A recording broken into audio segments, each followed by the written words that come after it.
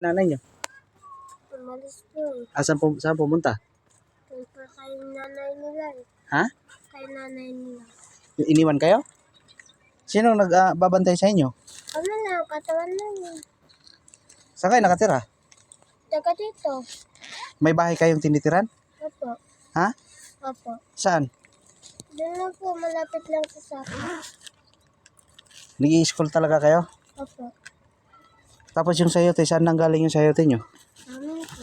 Tanim nyo? Opo.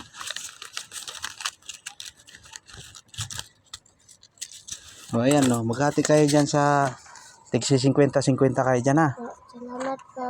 O tapos, bilhin nyo lang ng gamit ng school dyan. Opo. Mag-ingat kayo.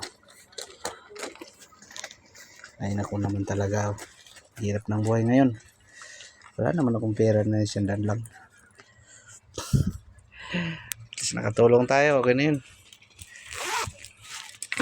Ako sa una, sus. 5 kay balon, high school.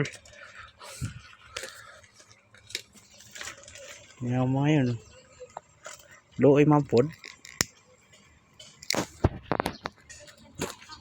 Saan man. Ay, pinabuhi. Lagi.